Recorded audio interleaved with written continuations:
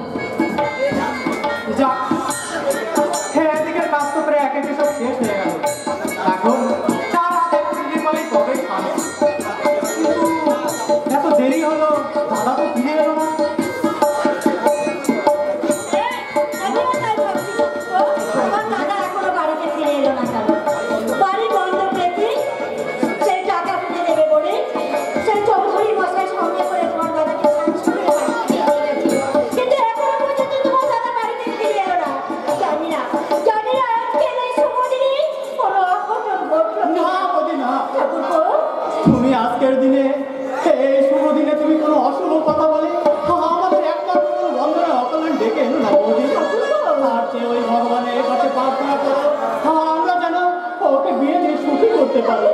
নারী ছোটা নাও আমাকে সুখী করতে তোদের আমি রিক্সারিক তোদের দেবো না।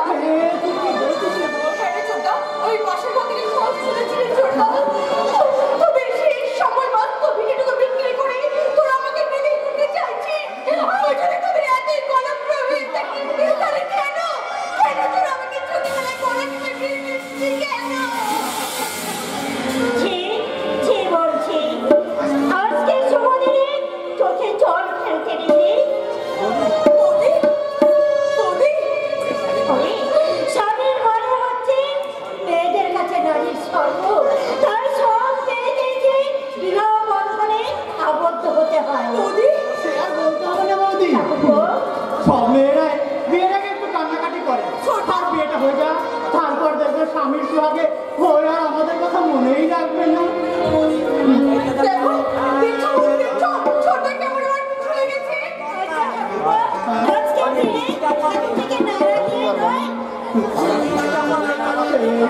এই বাড়ি থেকে বিদে না হওয়া পর্যন্ত আমি যে শান্তি পাবো না।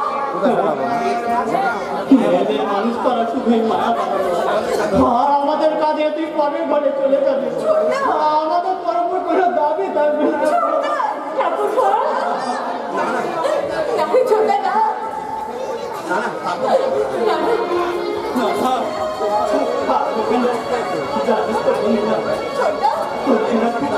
মানিয়েছে দেখে আমার চোখ ঘুরিয়ে যাচ্ছে রে বল। আমাকে এই বেশি দেখে তোর খুব আনন্দ হচ্ছে তাই না রে? বলিস কি তোকে এই বেশি দেখার জন্য আমি ওই ভগবানের কাছে কত প্রার্থনা করেছিলাম, কত কেঁদেছি, সে গানটা আজ আমার সার্থক হয়েছে।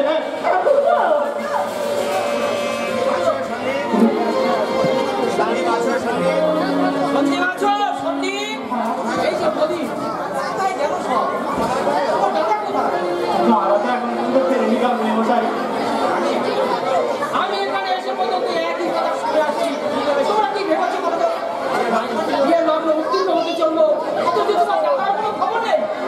আপনি বিয়েতে বসার অনুমতি নিন গাঙ্গুলি মশাই, দাদা হয়তো কোনো কারণে আটকে পড়েছে, সে কিছুক্ষণের মধ্যে ফিরে আসবে। তারপরে 5,000 টাকা হাতে না পাওয়া পর্যন্ত আমি ছেলেকে বিয়ের দিতে অনুমতি দেবো না। সেটা আমার ধারণা নয়।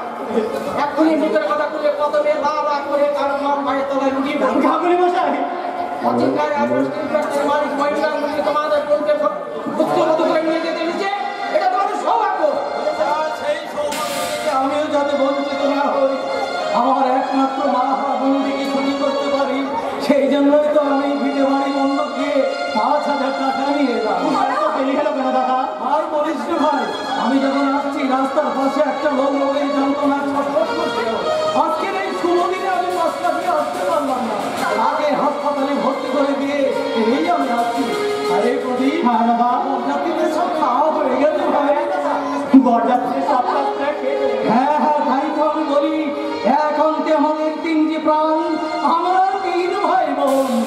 তাই তো আমি সবার কাছে বলি, এই তো আবার স্বর্গ, ভালোবাসার অর্ঘ পেলাম আমি বুকটা ভরিয়ে। এই তো আমার স্বর্গ, ভালোবাসার অর্ঘ পেলাম আমি বুকটা ভরিয়ে।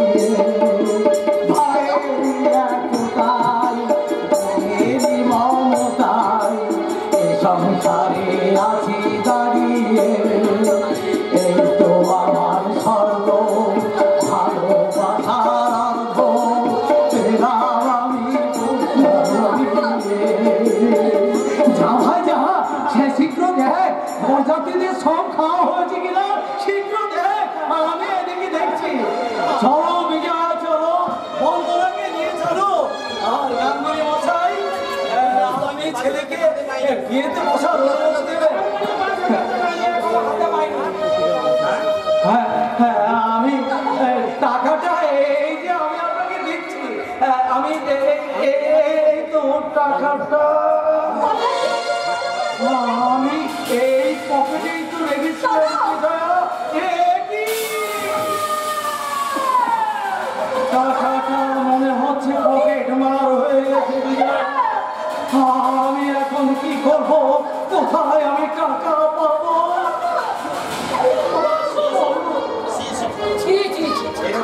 এই একটা মিথ্যাবাদী চত্বরে আমি মেয়েকে আজ করতে বসবো এই মুহূর্তে। গাঙ্গুলি মশাই,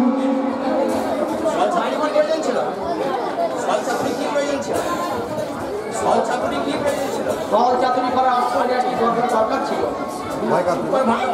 চুপ করো খণ্ড প্রতারা। আগে জানলে আমি তোমার একটা জল স্পষ্ট করতাম না। গাঙ্গুলি মশাই, আমার মধ্যে কোনো ছল চাতুরি নেই, আমি প্রধানত নয়। বিয়েটা আগে হয়ে যাক, আমি আপনার পরপরে 5,000 টাকা শোধ করে দেবো। গাঙ্গুলি মশাই, কথা দিয়ে যে কথা রাখতে পারে না তাকে আমি বিশ্বাস করবো কি করে? না না, এ বাড়ি মেয়ে গাড়ি পুত্রব্রত বলে কখনই গ্রহণ করুন না। গাঙ্গুলি মশাই, আপনি আমার কথা শুনুন। গাঙ্গুলি মশাই, হিন্দু সমাজে মেয়েদের অনেক বাঁধন। এই লগ্নে যদি আমার বন্ধনা বিয়ে না দিতে পারি, তাহলে সমাজ বলবে বন্ধনা লগ্ন ভ্রষ্টা।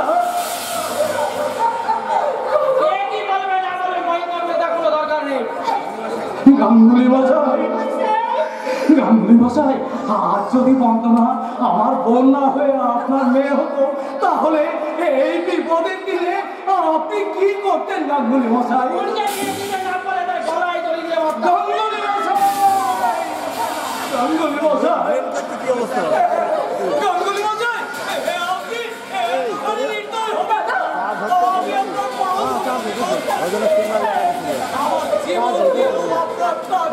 বন্ধ করা ছিল। আমি শোধ করে দেব। গাঙ্গুলি মশাই, হয়নি আর হবে না।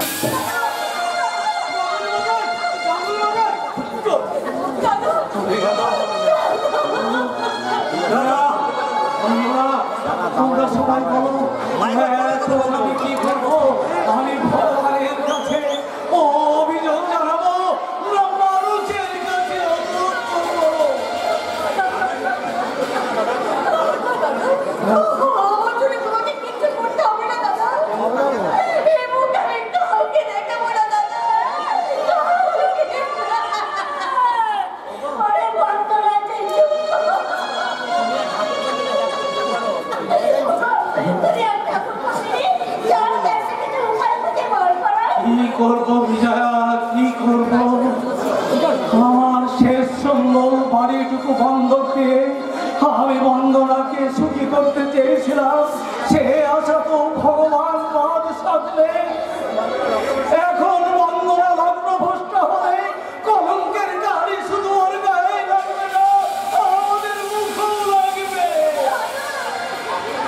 আছি ওরে কাঁদ বোন কাঁদ, প্রাণ ভরে কেঁদে তোর এই অকর্মণ্য পদার্থ দাদাকে তুই অভিশাপ দে রে বোন, অভিশাপ দে। তোমার কোনো দোষ নেই দাদা। এই সব দোষ যে আমার অদৃষ্টের দাদা। ওরে বোন, তোর জীবনটা আজ আমি দুঃখে ভরিয়ে দিলাম। তুই আমাকে অভিশাপ দে রে বোন, তুই আমাকে অভিশাপ দে।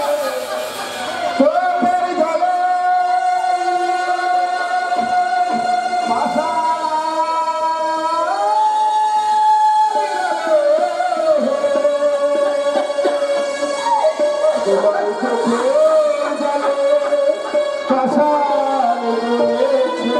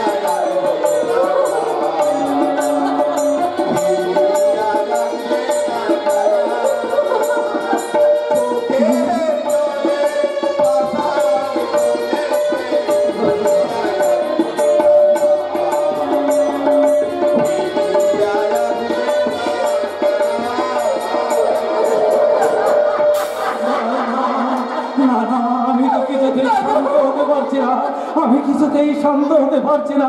এরপর প্রতিবেশী আত্মীয় স্বজন সবাই বন্ধনার দিকে আলো দেখিয়ে বলবে ওই সেই লগ্ন ভুক্তা না না এ অপমান এ লজ্জা আমি করতে পারবো না। ওই কিছুতে তুমি কি বলছো দাদা? তুমি এসব কি এমন তেমন বলছো? দাদা দাদা তুমি আমাকে একটু বুঝিয়ে দাও দাদা। আমি জীবন যন্ত্রণা থেকে আমি অপমান দিচ্ছি। আমার মুখের দিকে ভালো করে তাকিয়ে দেখো, বেদনায় আমার মুখটা ফেটে চৌচির হয়ে যাচ্ছে। এখনো অশ্রুরুক্ষ শুকিয়ে মরুভূমি হয়ে গেছে। আমার স্বর্গ থেকে কটাক্ষ দৃষ্টি দিয়ে আমার দিকে তাকিয়ে ধরে কি বলছো? আমি তোমার মৃত্যু খেয়ে তোমাকে কথা দিয়েছিলাম না। আমি সে কথা রাখতে পারিনি। আমি হেরে গেছিলাম। আমি হেরে এই বিশ্রী সমাজের কাছে আমি আপনাকে হাসিকার করতে দেবো না। তাপস, তাই তুমি হ্যাঁ বর্দা, বাবার কথা আমি সাই দিতে পারিনি। আমার জীবিকা আমাকে এখানে টেনে এনেছে। তাপস, তুমি তাহলে হ্যাঁ, আপনার প্রতি বিয়ে করবো। কি করে সম্ভব তাপস? তোমার বাবা যদি আমার বোন বন্দনাকে গ্রহণ না করে? বিয়ে করবো আমি, বাবা করুক আর না করুক তাতে আমার কিছু আসে যায় না। তাছাড়া তুমি হাত চাপা দিয়েছে এই বিশাল পৃথিবীতে পেটের অনেক সমস্যা নিশ্চয়ই হবে বর্দা। দেখো বিজয়া, দেখো দেশ এখনো অমানুষে পরিণত হয়নি। আমি তোমাকে কি বলেছি অভিনন্দন জানাবো তাপস, আমি তার ভাষা খুঁজে পাচ্ছি না। এইটাই বলছি আমি, দেশের পরিরাজ ভোগ যদি এইভাবে এগিয়ে আসে, তাহলে অচিরে কোথাও বিলুপ্ত হয়ে যাবে। এই যে তাপস, আমি জানতে চাই তুমি বাড়ি ফিরে যাবে কিনা? আমি যে কাজে এখানে এসেছি বাবা, এই কাজ সুস্থভাবে সম্পূর্ণ না করে আসতে পারি না। না, এখানে তোমার বিয়ে হবে না। কেন হবে না বাবা? এখানে বংশের দোষ আছে, জন্মের দোষ আছে। যাকে তুমি ঘরের বউ করে নিয়ে যেতে এসেছো, যাকে পুত্রবধূ বলে ধান দুর্গা দিয়ে আশীর্বাদ করেছো, তার হাতে তুলে দিয়েছো তুমি গঙ্গুলি বাড়ির লক্ষ্মী ঠাকুর, সামান্য পর করে টাকা দিতে না পারে, তাকে তুমি একেবারে মিথ্যা অপমান করছো। এই ছোটবেলায় বাড়িতে আমি তোমার বিয়ে দেবো না। বাবা, আমি বাজারে পয়সা নাই, যে যেটা বেশি দাম দেবে তুমি আমাকে সেখানে বিক্রি করবে। তাপস, নিয়ে আমি এখানে এই মুহূর্তে এই বাড়িতেই করবো। একটা অসহায় মেয়েকে দুঃখের সাগর ফেলে আমি চলে যেতে পারবো না। ও, তাহলে এই ডাকিনি তোমার মাথাটা ফেলেছে। ভাষাগুলো অন্য জায়গায় প্রয়োগ করে ভদ্রলোকের বাড়িতে নয়। তুমি যা ভালো বোঝো তাই করো। তবে আমি একটা কথাই তোমাকে বলে যাচ্ছি, এই বিয়ের ফল খুব একটা ভালো হবে না। মনে থাকে না। বাবা বলি আপনারা বিয়ের ব্যবস্থা করুন। দাও বিজয়া, দাও পুরো, দাও শাক বাজাও, পুরো মশাইকে তাড়াতাড়ি ডাকো।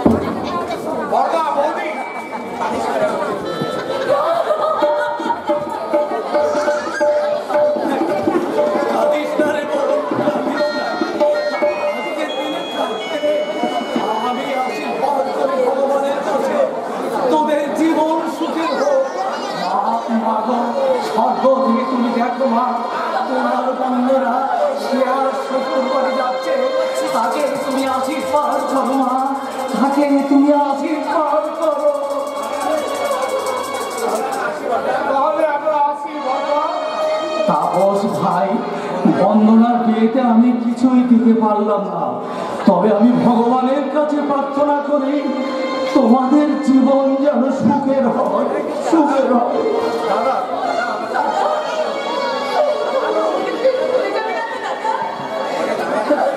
না রে না, তাই কখনো পারি। তুই যে আমার মা বাবারা একমাত্র বোন হয়েছি, আজকের দিনে কাঁদতে নেই লক্ষ্মী, তুমি কাঁদতে নেই। এই দেখ না, আমার চোখে জল নেই, আমি একটু কাঁদিনি। আজ আমার যে কত আনন্দ, সেই আনন্দের দিনে আমি শুধু হাসবো রে বোন, আমি প্রাণে খুলে হাসবো, আমি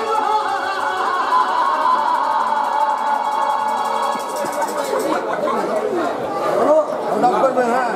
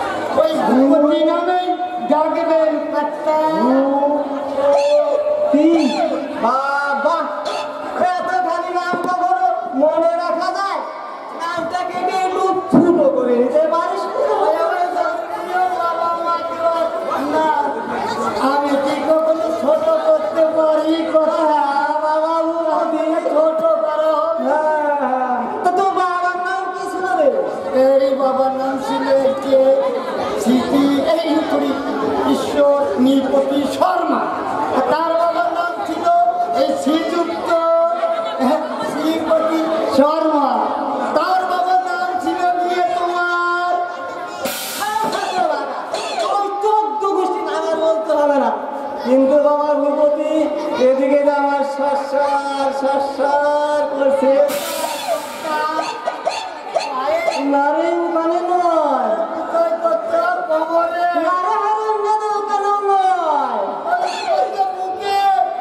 বুকে হাত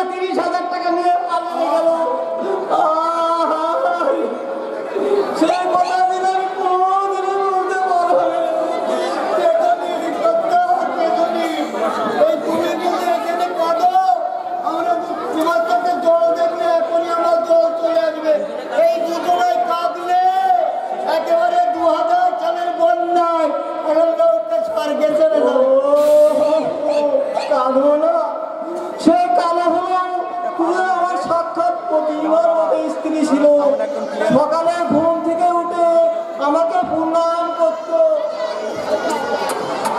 চুল খেত, জল খেত, সতীর মতো স্ত্রী। এইখানে একটা তোমায় ছেড়ে চলে গেল কেন? দোষ তোর গিন্নিমা নয় রে,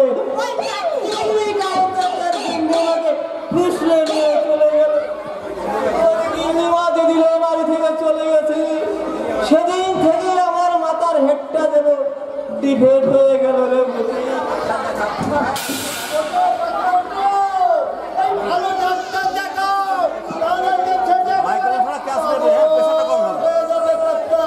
দেখাও, আমি পাগল হয়ে গেলাম। আমার চোখের সামনে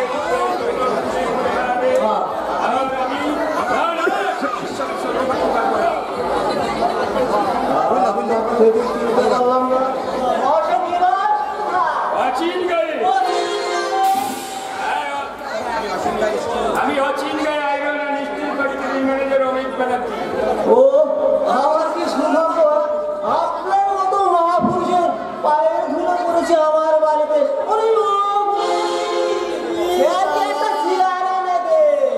না থাক, আমি বলবো না। সে বললে কি আর হয়? এই গরিবের বাড়িতে যখন একবার এসে একটু জল দো, আমি যাচ্ছি। আর আপনার নাম কি ঠিক করে চৌধুরী? আপনার সঙ্গে আমি কিছু আলোচনা করবো। কিন্তু স্যার আপনার কাছে একটা আর্জি আছে। কিসের আর্জি? ওই আমার মাস্টার সম্বন্ধে একটা চাকরি দিতে হবে স্যার। ওই কর্তা বাবুর মেস্ততো ভাই সুমন্দির একেবারে গোপক, তার চাইতে আমার পিস্ততো ভাই একেবারে পাক্কা বিয়ে পাচ্ছে, আর একটা চাকরি দিন স্যার। ইংরেজি পর্যন্ত নামটা সই করতে পারে না, ওর কথা বিশ্বাস করে না স্যার। আমি আপনাদের দুজনের জন্য চেষ্টা করবো। আচ্ছা বাবু, আপনি সঞ্জীব চ্যাটার্জির বাড়ি বন্ধ দিয়েছেন?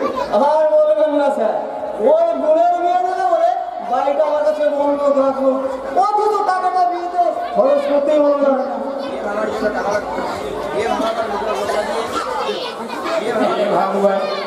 লাগিয়ে টাকাটা আমি করেছি, কিন্তু তারপর সাকসেসফুল হতে পারিনি। বাগান থেকে তুলে ফুলদানিতে রাখা ফুলটি আমার চাই। ওকে আমি আমাকে কিছু বলছেন স্যার? ও হ্যাঁ, আমার জন্য আপনাকে একটু উপকার করতে হবে। বলুন স্যার, কি করতে হবে? আগে বলুন, যদি তার সঙ্গে মিথ্যে কথা বলতে হয়, অসৎ কথা অবলম্বন করতে হয়, আপনি পারবেন? কি যে বলেন স্যার, আমি ব্রাহ্মণ সন্তান পেতে পারবো। ত্রিসন্ধ্যা গায়ে কি জপ না করে একটু জল স্পর্শ করি না স্যার। আর আমি কি আপনার সঙ্গে দেখতে পারি?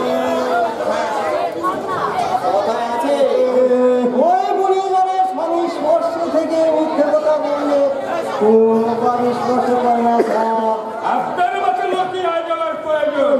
বলুন স্যার, আমাকে এখন কি করতে হবে? হাট যাও, হাট যাও।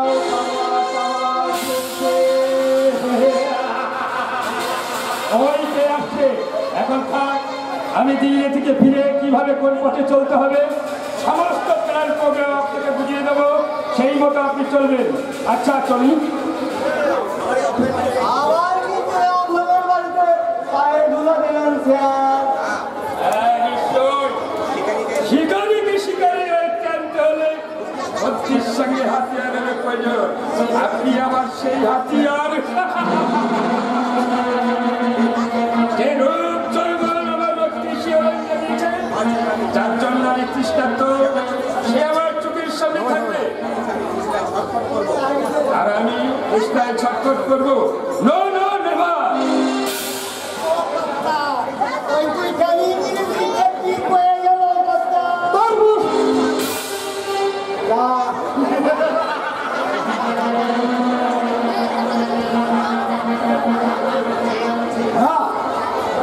কিছু বুঝতে পারবে না সমস্ত বাবুদের কথা।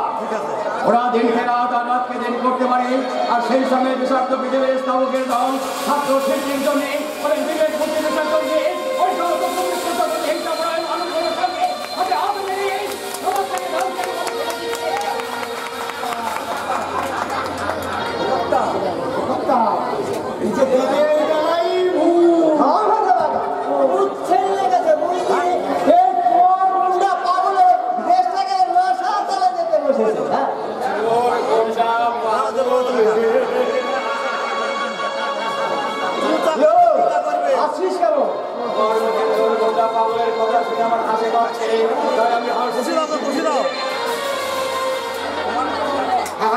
যাত্রা হবে না, যাত্রা হবে না।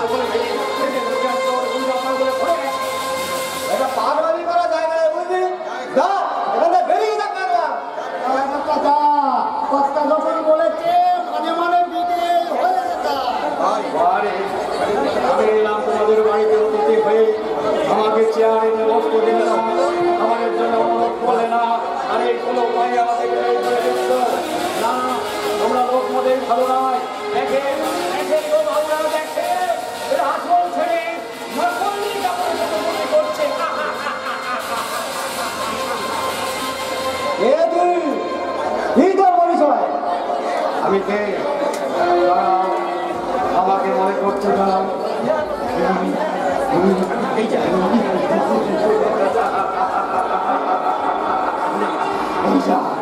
ভুলে গেছে এই আজব পৃথিবীর আজব কাণ্ড কারখানা দেখতে দেখতে কে আমি, কি আমার পরিচয় আমি সব ভুলে যাই। আবেশ কোথায় তুই? গাছতলায়, গাছতলায় মানুষ বড় বিশ্বাসঘাতক, সুযোগ পেলে ওরা বুকে ছড়ি বসাবে, তাই আমি কোনো মানুষের কাছে আশ্রয় না নিয়ে আশ্রয় নিয়েছি গাছতলায়। রাজা আমাকে খুব সারাটা দিন ক্লান্ত হয়ে যখন অবসন্ন দেহটাকে নিয়ে ওই গাছের তলায় গিয়ে বসে, ওরা তখন সে তলোয়ার আনছে, আমাকে শরীরটাকে জুড়িয়ে দেয়, আমাকে কম পাড়িয়ে দেয়, আমার ছাত্র ধারার মতো বৃষ্টির ধারা থেকে আমাকে বাঁচাবার জন্য ওরা প্রাণ চেষ্টা করে। ওরাই করে আমার সব লোকের সাথে। তোর ঝুলিতে কি আছে?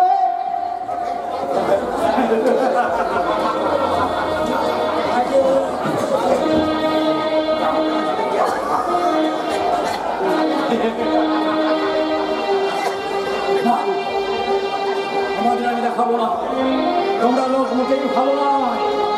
তোমরা এক্ষুনি আমার বাসন থেকে কেড়ে নিবে, আমি পালাই।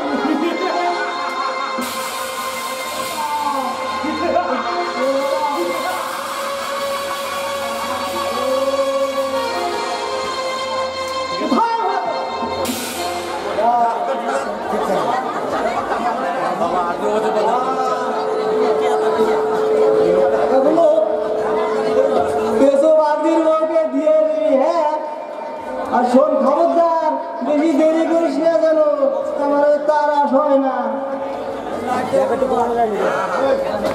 আর শোন বলবি পাঠিয়েছে, হ্যাঁ বলি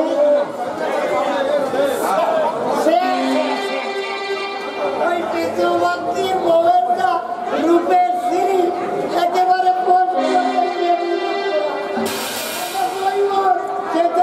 ভাজা পড়ে গেছে।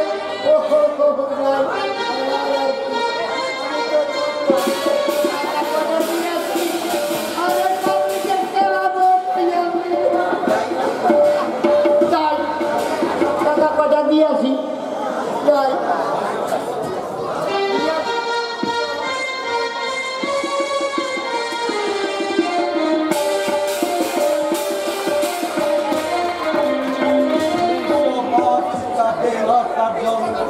বাংলা জনশক্তি কেন্দ্র যে সব সময়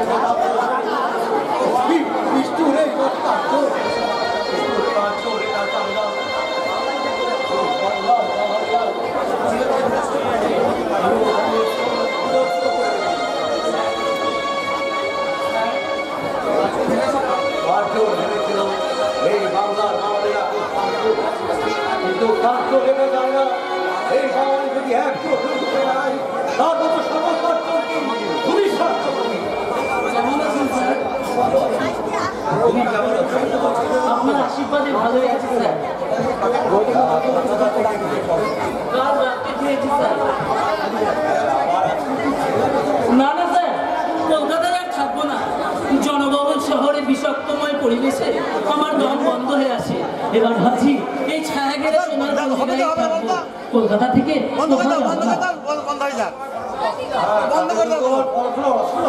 স্যার বিনয় ডিগ্রির চেয়ে মনুষ্যত্ব বড়, সে কথা আমি কোনোদিনও বলবো না। মেয়ের রেজাল্ট বেরিয়ে গেলে ভাবছি আমি আর পড়বো না। তুমি কি করবে? মানুষ বলার কাছে ব্রত নিয়েছি। অবশ্যই মানুষে মানুষের সাধারণ সত্যটি লোক পেতে বসেছে, তাই আমি দেখিয়ে দিয়ে যেতে চাই পশু থেকে মানুষ কোথায় ভিন্ন। পশুত্ব আর মানুষত্বের মাঝখানে যে সামান্য ব্যবধানের রেখা আছে তাকে স্পষ্ট থেকে স্পষ্ট তারা করাই হবে আমার কাজ। চমৎকার কাজ তুমি চাকরির পেছনে না অ্যাডজাস্ট করা আছে।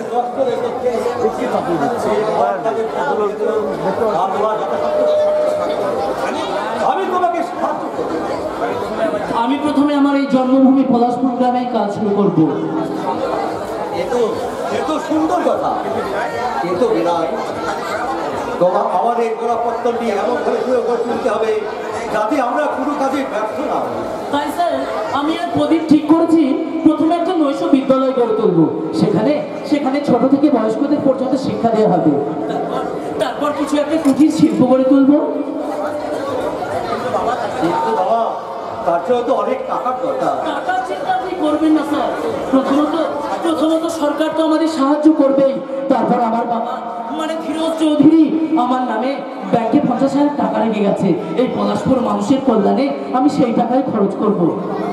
কিন্তু বাবা, না স্যার, কোনো কিন্তু নয়। আমি আপনার সাহায্য চাই। আমি শুনেছি আমার বাবা এই গ্রামের অনেক মানুষের জমি আত্মসাৎ করেছে, মিথ্যে হ্যান্ড নোট লিখিয়ে বহু টাকা সঞ্চয় করেছে। আমি তার ছেলে হয়ে আমার বাবার কিছু পাপের প্রায়শ্চিত্ত করতে চাই স্যার। বিনয়, তোমার যদি এই বোধ এই গ্রামের লোক ফিরে না নেয় তাতে কোনো দুঃখ নেই স্যার, আমি প্রাণপণ চেষ্টা করব। কিন্তু বলুন স্যার, আপনি আমার পাশে থাকবেন, আমার পথ দেখিয়ে নিয়ে যাবেন? নিশ্চয় বিনয়। আমি একটা বাড়িতে সময় কিছুতেই কাটতে চাই না। তবে যদি তোমার সঙ্গে তাহলে আসি স্যার। নৈশ বিদ্যালয় স্থাপন হয়ে গেলে উদ্বোধন করার জন্য আমি আপনাকে নিয়ে যেতে আসবো স্যার। আপনি আমাকে আশীর্বাদ করুন যত শোষণ যায় আসুক না কেন, আমি যেন মানুষের সেবা করা থেকে বিচ্যুত না হই, যেন ভুলে না যাই সবার উপরে মানুষ সত্য, তাহার উপরে নাই। চমৎকার কাজ তুমি বেছে নিয়েছো বাবা। শুধু তাই নয়, নিজেকে সর্বহারা করে বাবা কৃতভাবে প্রায়শ্চিত্ত করতে তুমি চাইছো। সত্যি আজকের দিনে দৃষ্টান্ত বিরল।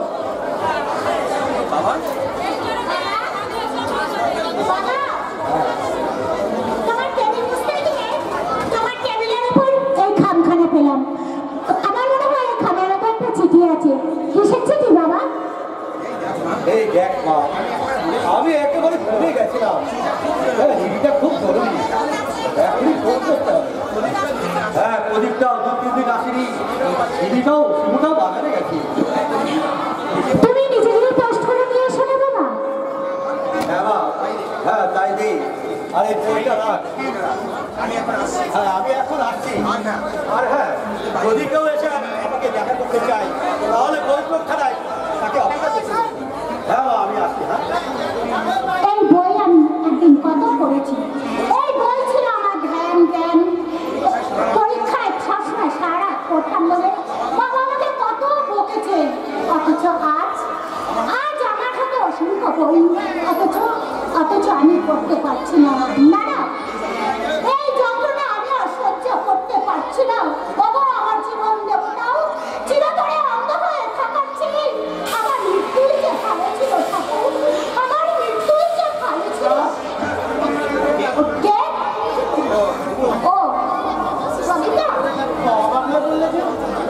ব্যাপার? না মানে ও, বুঝেছি। দুদিন আসতে পারিনি বলে নিশ্চয়ই রাগ করেছো। না না, রাগ করবো কেন? তাছাড়া কি? আমার কাছে তো তোমার না আসার ভালো প্রদীপা। শিখা, হ্যাঁ তুমি এই কথা বলছো কেন? কদিন ধরেই বলবো বলবো ভাবছি, কিন্তু তাছাড়া সত্যি সেটা মিথ্যা মনে মনে গোপন করে লাভ কি প্রদীপা? আজ তোমার কি হয়েছে? তুমি তো অসুস্থ। এই দেখো, আমি অসুস্থ হতে যাবো কেন? আমি তো বেশ আছি। তুমি আর আমাদের বাড়িতে এসো না প্রদীপা। আমি চাই না তুমি যে আমাদের বাড়িতে আবার আসো প্রদীপা। আর তুমি? আমার জীবন যে দুঃখের অন্ধকারে ভরে গেছে প্রদীপা। আমি যে আর নতুন করে সারা সুখে আমার দেখতে চাই না তোমাকে যে হারিয়ে আমি কোনোদিন সুখী হতে পারবো না, কারণ তুমি যে আমার মনের বাগিচার গোলাপি ফুল। প্রদীপা। তুমি ভুলে প্রদীপা। ভুল তো আমি করিনি। প্রকৃতির রঙ বিধানে ফুল একবারে ফুটে ওঠে, রূপে গুণে মানুষকে আকৃষ্ট করে, আর তারপর সে ধীরে ধীরে ঝরে যায়। আমি চাই না যে তুমি আমার জীবনের সঙ্গে মিশে নিজের জীবনকে শেষ করে দাও প্রদীপা। হ্যাঁ, আমাদের এতদিনের প্রেম ভালোবাসা তাহলে সব মিথ্যা ছিল। কিন্তু আমি যে একা প্রদীপা। মাঝে এসে হাজার চেষ্টা করলেও যে তার অধিপত বদলাতে পারে না। কিন্তু কোনো কিন্তু নয়। ভেবে দেখো তো, আমাদের সেই অতীতে ফেলে আসা দিনগুলোর কথা। কলেজের পাশে কৃষ্ণচূড়া গাছের তলায় বসে আমরা ভবিষ্যতে নির্বাদার স্বপ্নে প্রদীপা। আমার এই মুখে তুমি একদিন হাসি দেখতে না পেলে, প্রদীপা। আমার ওই চোখে নেমে আসতো জলের ধারা। চুপ করো প্রদীপা, তুমি চুপ করো। তুমি শুধু আমার সাথে বারবার তুলে ধরো না। তুমি আমার জীবনের সারা জীবন অতিথি হয়ে থাকতে দাও প্রদীপা। তুমি নিজেকে এত ছোট করো। হ্যাঁ, আমি শুধু তোমার ছিলাম, তোমার আছি আর তোমার থাকবো। সেদিন পরে দুর্ভাগ্যক্রমে তোমার অ্যাক্সিডেন্টে চোখ পড়ে। আমি যে আমার মন থেকে তোমাকে কোনোদিন হারাতে পারবো না। প্রদীপা। আমি আমার জীবনে আমি তোমাকে বলতে চাই না প্রদীপা। নিশ্চয়ই দেখতে পাবে কেন? আমার মনের মধ্যে তুমি সর্বত্র বিরাজ করো। যখন আমার গায়ে বাতাস লাগে, আমি তখন তোমার স্পর্শ বোধ করি। কেউ হাসলে আমার সেই হাসি বুকে বাজে, কেউ কাঁদলে তোমার কান্না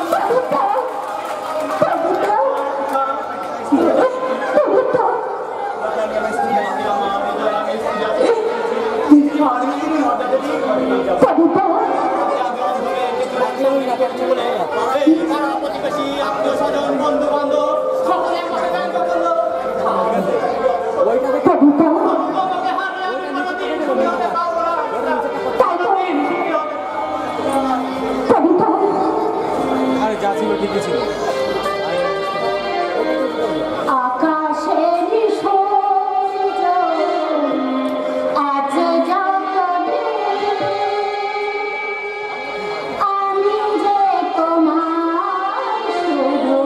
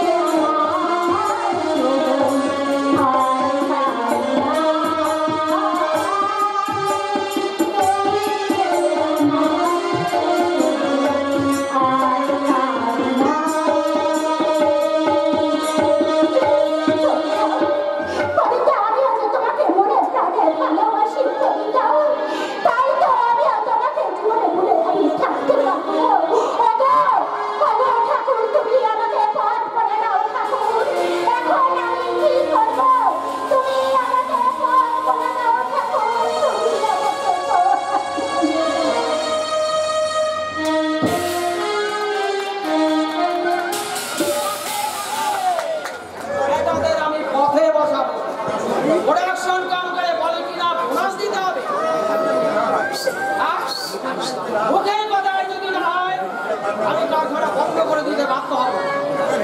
এটা ভেবেছে কি আমাকে হুমকি দেয় ফোনাস দিতে হবে?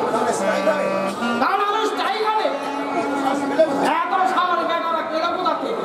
ইউনিয়ন ওদের সাহস যোগাচ্ছে বাবা। ইউনিয়ন এই শ্রমিকরা আমাদের মুখের দিকে তাকিয়ে একদিন কথা বলতে সাহস পেত না, আর সেই শ্রমিকরা আপনাকে পর্যন্ত কটূক্তি করতে দ্বিধাবোধ করে না। ও আরে বেকার অনেক গুণ বেড়েছে।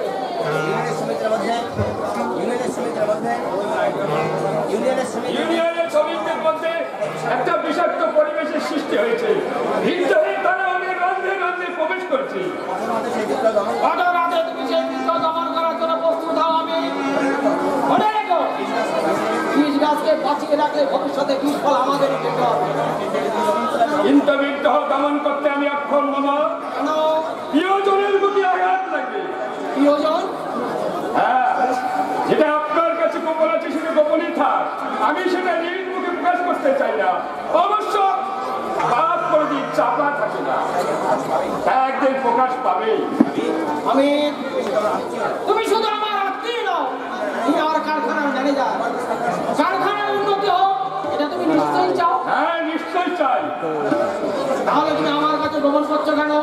মামা, আপনি তাপসের প্রতি একটু কঠোর হন।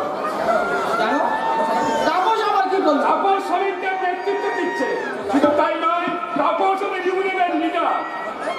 বললে তাপস ইউনিয়নের লিডার?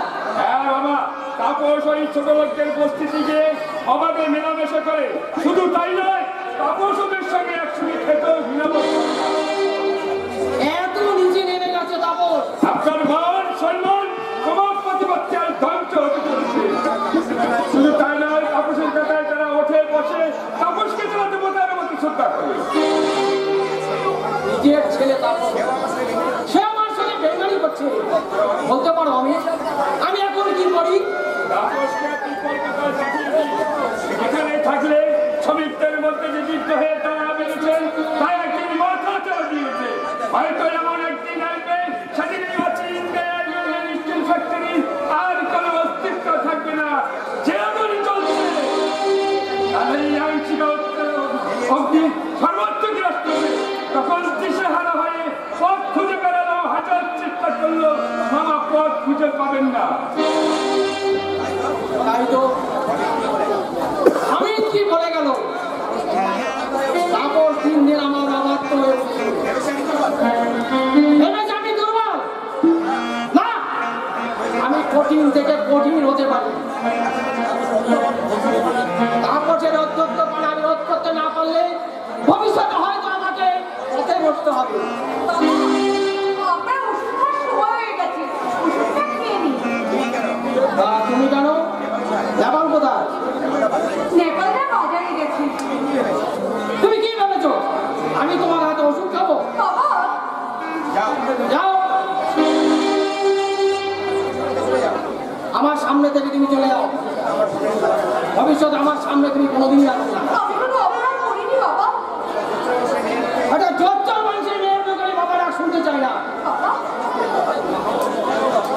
আমি তো কোনো অপরাধ করিনি বাবা। তুমি না করলো তোমার দাদা করেছে, সে আমাকে ঠকিয়েছে। সেই বংশেরই মেয়ে তুমি। বাড়িতে চলো দুবেলা দুমুঠো খেতে পাচ্ছ, এটাই তোমার পক্ষে যথেষ্ট। এর চেয়ে বেশি তুমি আমার কাছে কোনো আশা করো না। একটা নিজ ঘরে মেয়েকে আমি কখনো পুত্র বধূ বলে স্বীকার করবো না।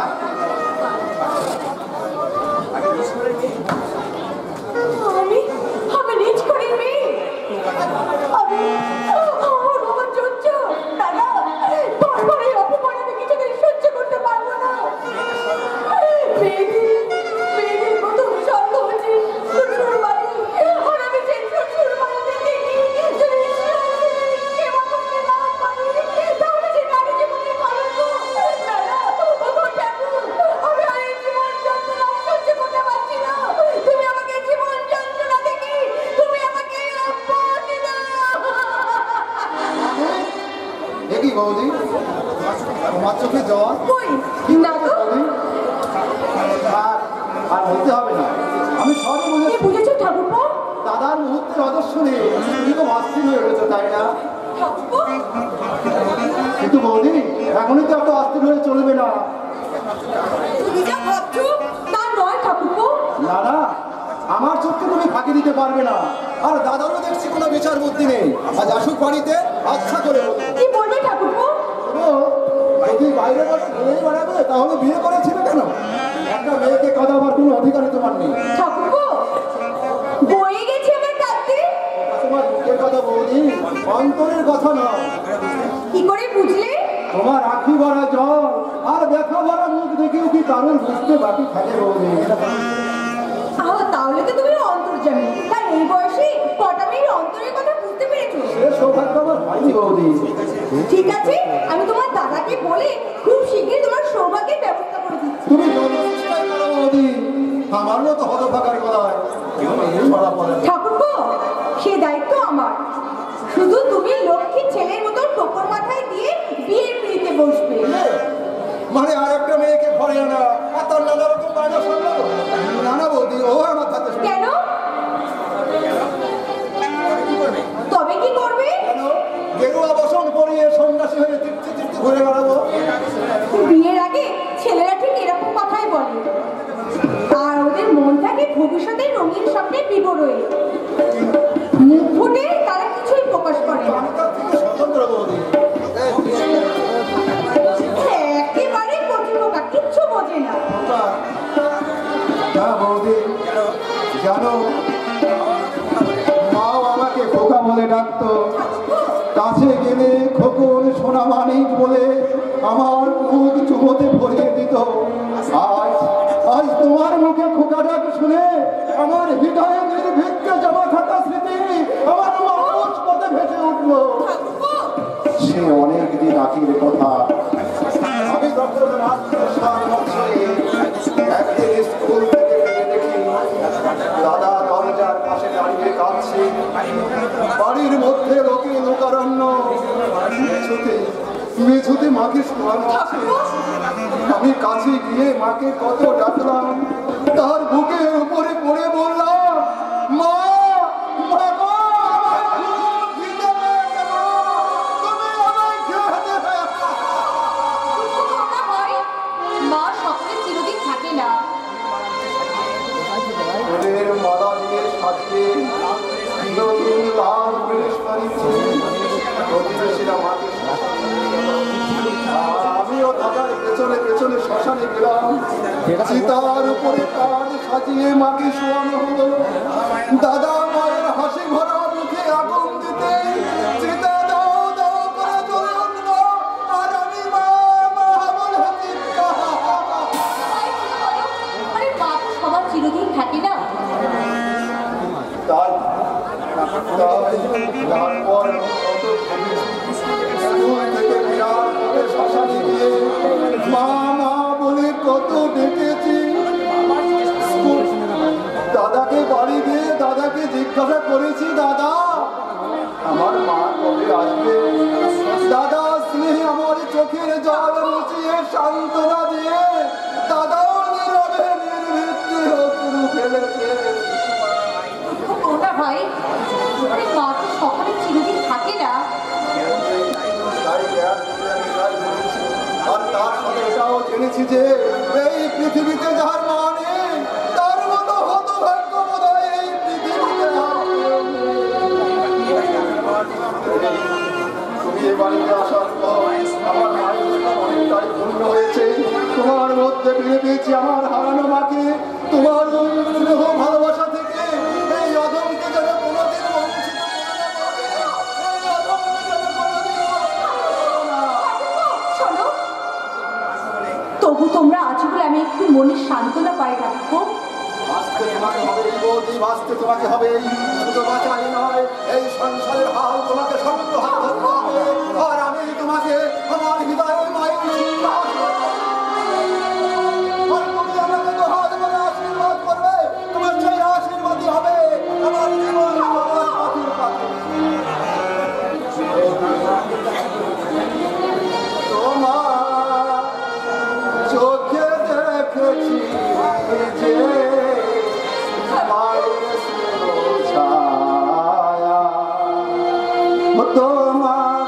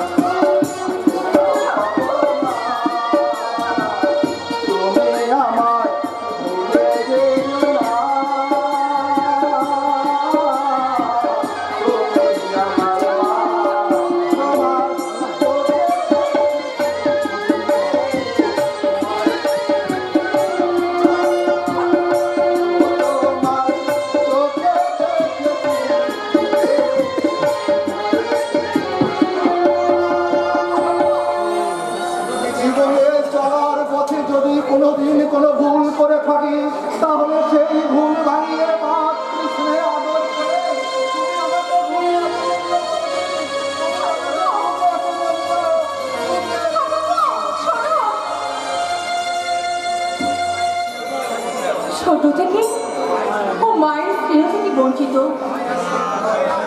তাই তো মায়ের স্নেহ ভালোবাসা কি জিনিস ও আজও বোঝে না। কিন্তু আমি যথাসাধ্য চেষ্টা করব ওর মাতৃহারার ক্ষতস্থানে ভালোবাসা কোলে দিতে।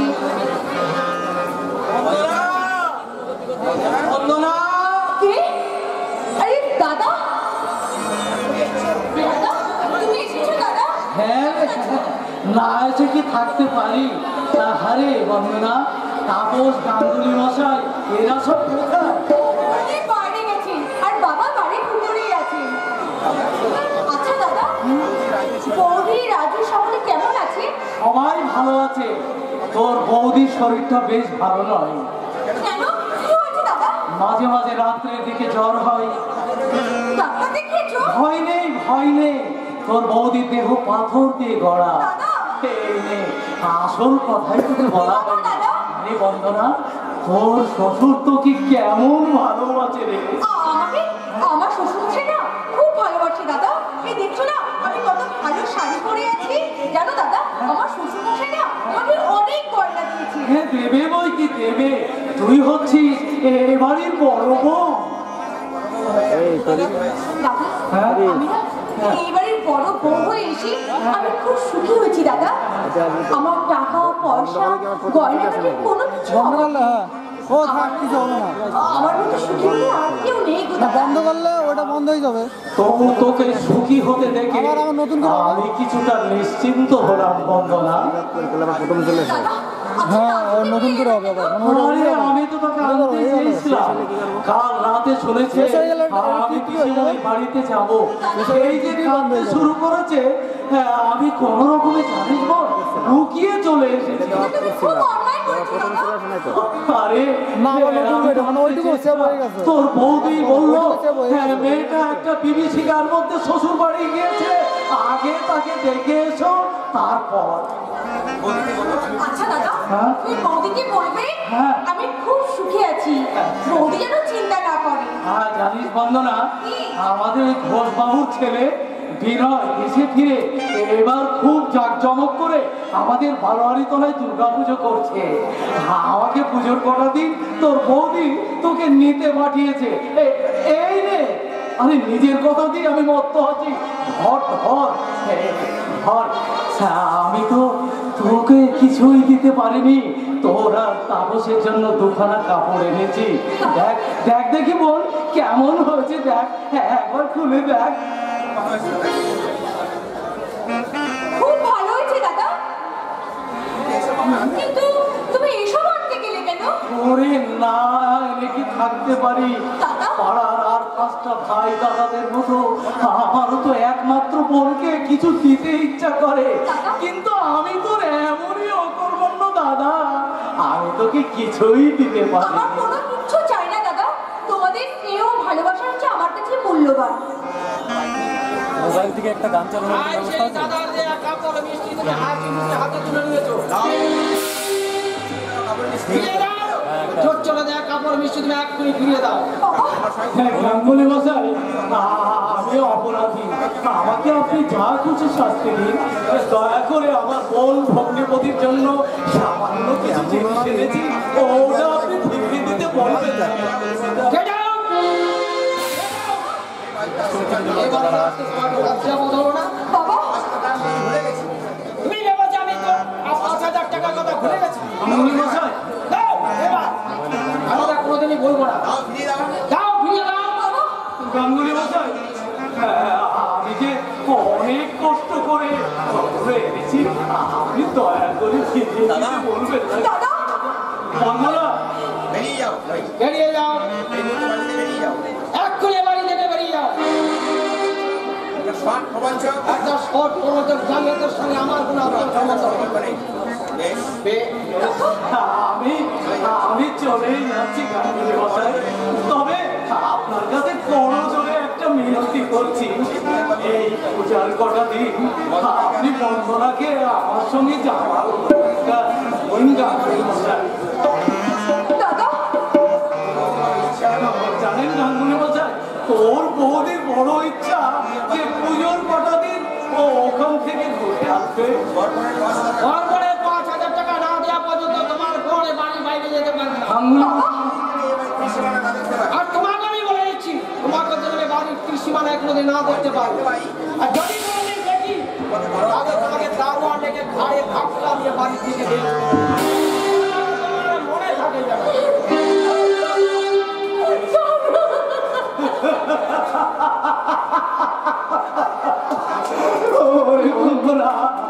আমি সৎ, আমি প্রবঞ্চক, আমি জালিয়া, আমার সঙ্গে আত্মীয়তার কোনো সম্পর্ক নেই। ওরে বন্দনা, তোর এই অদৃষ্টের জন্য আমি নিজে দায়ী। আমি তোকে খুন করেছি বন্দনা। আনিস তো তোর দাদাকে, তুই শাস্তি দে বন্দনা, তুই শাস্তি দে। দাদা, তোমার কোনো দোষ নেই দাদা, আমার সব দোষ আমার অদৃষ্টে। ওরে বন্দনা, মুখের হাসি সাজিয়ে অদৃষ্টের দোহাই দিয়ে আর কত ব্যথা বুকের মধ্যে জমা করে রাখবি? পারিস তো ব্যথা লাঘব করার জন্য তোর এই অগরবন্ধ অপদার্থ দাদাকে তুই অভিশাপ দে রে বাবা, তুই অভিশাপ দে। ওরে বন্দনা, দাদা হয়ে আমি তোর ন্যূনতম কর্তব্যটুকু করতে পারলাম না। তুই আমাকে মার্জনা করিস বল। যদি কোনোদিন 5,000 টাকা জোগাড় করতে পারি, সেই দিন আমি তোর বাড়িতে আসবো বন্দনা।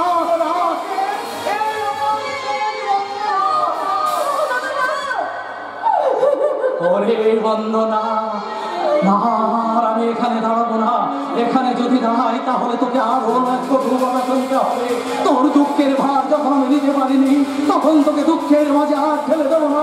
তোকে দেখার জন্য হৃদয়টা যদি কেঁদে ওঠে, বুকের সমস্ত দুর্বলতাকে চেপে ধরবো, তাতেও যদি শান্তি না আসে, তাহলে আমি না না আর অজান্তে এসে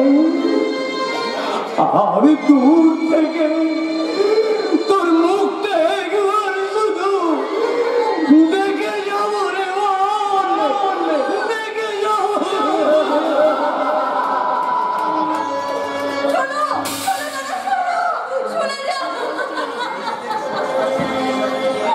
নিজেদের সুখ স্বাচ্ছন্দ্য নিয়ে বিসর্জন দিয়ে দাদা বৌদি আমাকে সুখী করতে চেয়েছিল, কিন্তু না, আমার বৌদি যখন শুনবে যে তার স্ত্রীর বন্ধুরা আজ এই দুঃখের মধ্যে দিন কাটাচ্ছে, তখন সে কিছুতেই সহ্য করতে পারবে না। কিন্তু আমার জোরদা, রাজু, বৌদি সবাইকে বড় একবার দেখতে ইচ্ছা করছে, কিন্তু না না না, আমার ইচ্ছা আমার বুকের মধ্যে ঘুরে ঘুরে কাঁদুক, আমি কিছুতেই আমি সহ্য করবো না। না, ওগো ঠাকুর, তুমি আমাকে এই জীবন যন্ত্রণা থেকে তুমি আমাকে মৃত্যু দাও না, মৃত্যু।